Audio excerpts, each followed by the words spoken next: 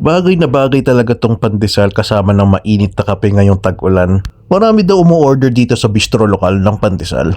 Check nga natin. Dito lang yan sa Magsaysay, katabi ng Andox, tapat lang ng Baguio Central University. Tara, check muna natin yung lugar.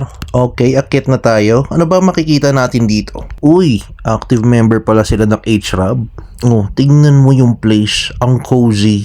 Ang sarap siguro makipag-date dito. Tsaka tingnan mo yung mga breads nila. Kakaiba yung croissant nila. Tapos may sourdough din. Ayos to mga European breads nila. Eleganteng itsura, pati yung mga pastries, oh.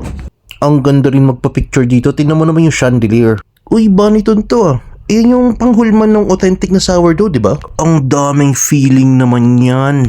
Imaginein mo, ganyan yung palaman ng pandesal mo. Hindi mo na pala kailangan mag-imagine. Eto na siya. Anong meron dito? Uy, may nilulutong pandesal, oh. Ay, ba't nga ba ako nasa kusina nila? Baka pagalitan ako dito, alis na tayo. At eto na nga, mainit-init pa at bagong luto.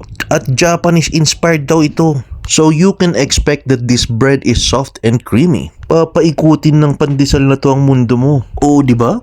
Hanip talaga sa creativity sa paggawa ng pagkain tong restaurant na to. Tingnan mo naman yung mga awards.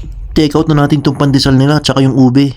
Oh ha? Pwedeng pang pasalubong tong ube cheese pandesal nila eh. Ang dami rin umu-order ng bread sa kanila. Tingnan mo yung mga take out na yan, oh. Binibake na currently yung mga ilalagay dyan sa box. Yeah!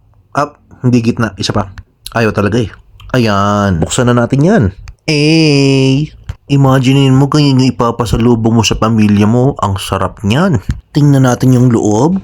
Siksik na siksik talaga tong feeling nito. Saka tingnan mo kung gaano karami yung ubi feeling niya, no? O kainan na. Alam mo, hindi ko na kailangan na-explain kung gaano ka-rich tong lasa ng pandesal na to.